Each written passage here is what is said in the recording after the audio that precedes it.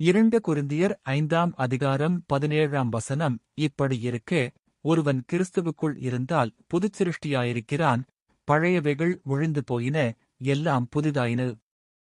செய்தி. இந்த வசனம் நமக்கு ஒரு மிகப்பெரிய நம்பிக்கையை தருகிறது. நாம் கிறிஸ்துவை ஏற்றுக்கொள்ளும்போது, நம்முடைய கடந்த கால பாவங்கள், தோல்விகள் மற்றும் காயங்கள் அனைத்தையும் தேவன் துடைத்து விடுகிறார். பொது வாழ்வு. இது ஒரு சிறிய மாற்றம் அல்ல, இது ஒரு மறுபிறப்பு.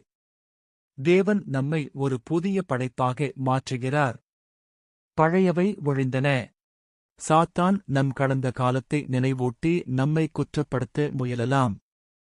ஆனால் தேவன் நம் பழைய வாழ்க்கையை மறந்துவிட்டார். தேவனின் கிருபை, நாம் செய்த கிரியைகளினால் அல்ல, கிறிஸ்துவின் அன்பினால் மட்டுமே இந்த புது வாழ்வு நமக்கு கிடைக்கிறது. ஜெபம். அன்புள்ள பரலோக பிதாவே, இந்த அருமையான வாக்குத்தத்தத்திற்காக உமக்கு நன்றி செலுத்துகிறேன். அப்பா, நான் உம்மிடம் வருகிறேன்.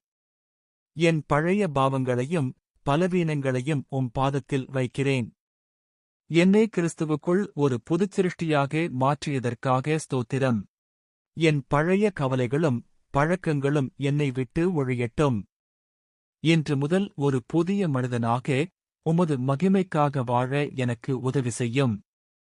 நீர் எனக்கு தந்த இந்த புதிய ஆரம்பத்திற்காக உமக்கு கோடான கோடி நன்றிகள். இயேசு கிறிஸ்துவின் மூலம் ஜெபிக்கிறேன் பிதாவே. ஆமென்.